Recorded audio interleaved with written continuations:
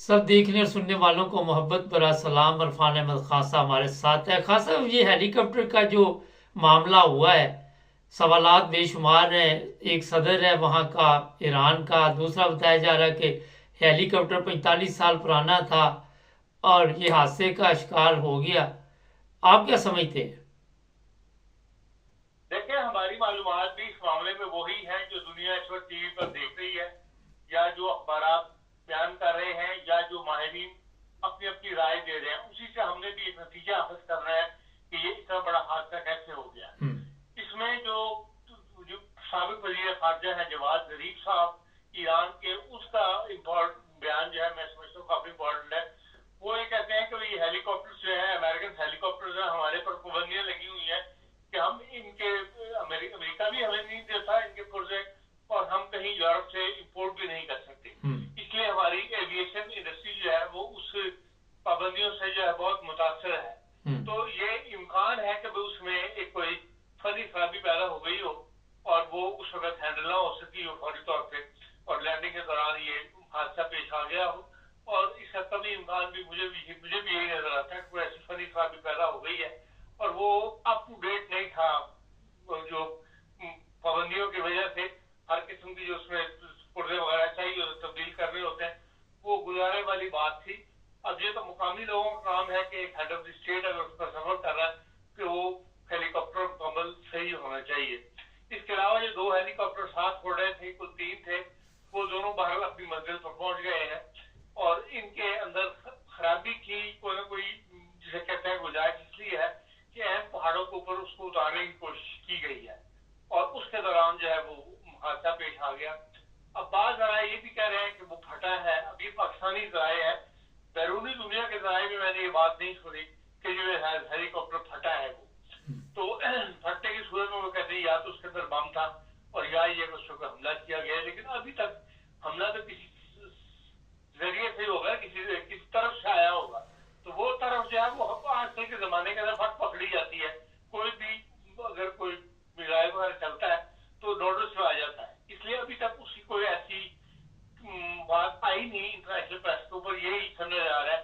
اور خود بھی اگر ایسی بات ہوتی تو ایران بہت زیادہ چھوڑ ڈالتا، لیکن ایران کا جو دھیما پن ہے، اور وہ بتاتا ہے کہ ہاں کوئی انہوں نے اس کو تسلیم کر لیا کہ کسی خرابی کی وجہ سے لینڈنگ کے اندر یا فنی خرابی کی وجہ سے ہیلی کاپٹر جو گرا ہے، اسی لیے انہوں نے خاموشی، اب دیکھیں کہ جو آخری رسومات وغیرہ ہیں وہ شروع کر دی ہیں، کوئی ایسا پروٹیسٹ بھی نہیں کیا دنیا کے ساتھ۔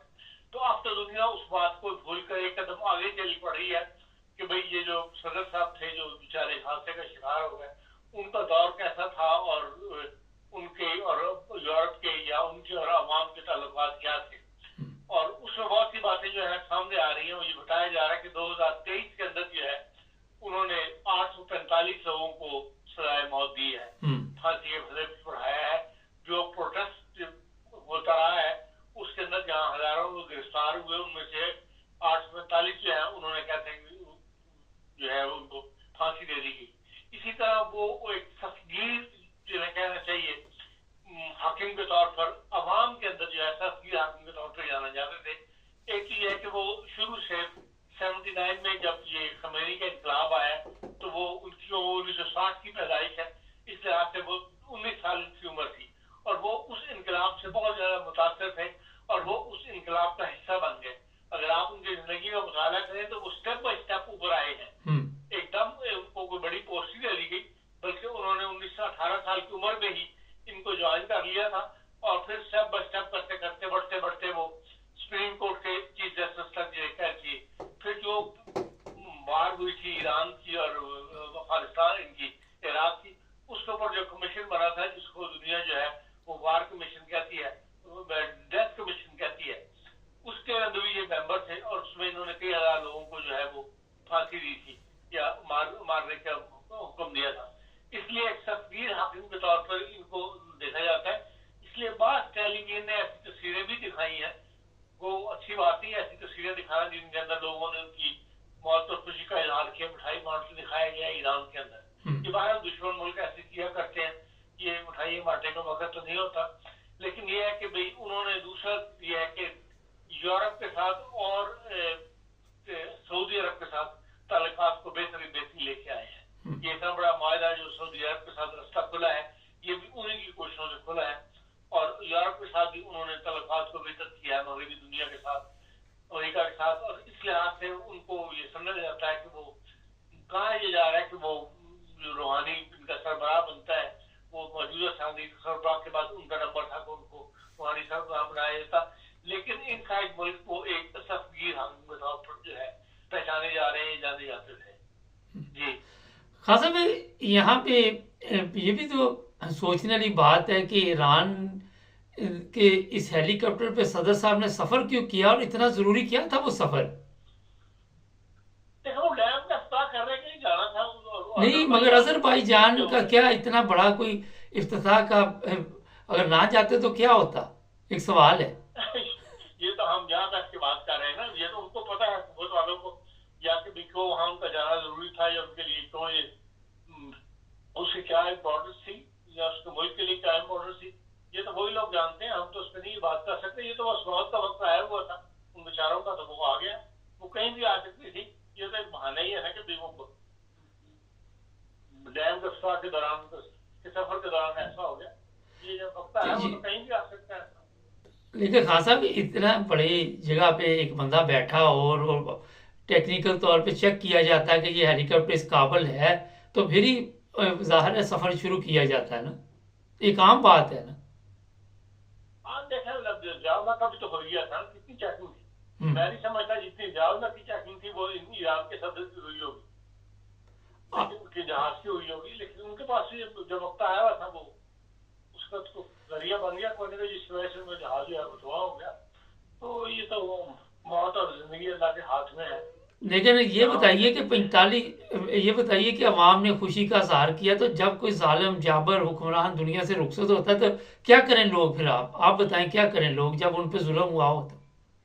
नहीं, ये तो सही बात है कि जो जाबर हुक्मरान जाते हैं, जिन्होंने जुल्म किया हुआ होता है, उनके ऊपर वहां एक रद्द-ए-अमल सामने आता है उन लोगों का जो उससे मुतासर हुए होते हैं। अब इस बात में आज सिविलियन ने एक बड़ी रिपोर्ट जारी की है जिसमें उनके जुल्म गिनवाए हुए हैं, बकायदा 1, 2, 3, 4 करके कि भाई इन्होंने अपने दौर में जब ये आए हैं सियासत के अंदर, या जो इनकलाबी इनकी हुकूमत बनी है ये रूहानी लोगों की, उलमा की, उसमें स्टेप बाय स्टेप जहाँ भी ये थे इनकी इन्वॉल्वमेंट रही हुकूमत के अंदर।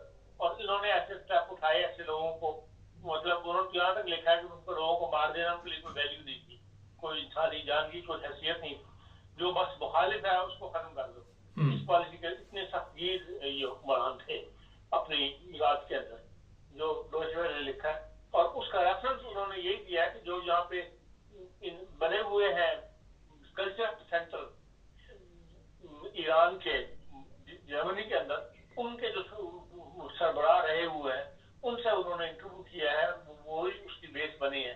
3 बंदों के नाम तो अपने याद नहीं, एक खातून है, 2 ईरानी लोग हैं जो डायरेक्टर रहे हैं उन इदारों के, और उन्होंने इंटरव्यू करके उन्होंने किया है, या उनके इंटरव्यू भी उसका हिस्सा है उस प्रोग्राम को जिन पर आज सुबह किया है डोइचे वेले ने। तो इस लिहाज से तो सख्त प्रोग्राम थे वो, और ईरान के लिए उनका चले जाना आवाम के, कह सकते हैं कि वहाँ के आवाम के लिए शायद बेहतरीन हो। चले, बहुत शुक्रिया खान साहब का। नहीं, अभी तक खत्मी रिपोर्ट कोई भी नहीं है। कई लोग ऐसी भी चीज़ें सामने ला रहे हैं कि हेलीकॉप्टर को शुआओं के ज़रिए तबाह किया गया है, चाइना के सैटेलाइट ने यह दावा किया है, कोई कुछ कह रहा है, कोई कुछ कह रहा है, लेकिन सरकारी तौर पे कोई चीज़ अभी तक सामने नहीं आ रही। सवालात बेशुमार हैं, जवाब ढूंढते हैं, जब मिलेंगे फिर आपको बताएंगे। सब्सक्राइब करें।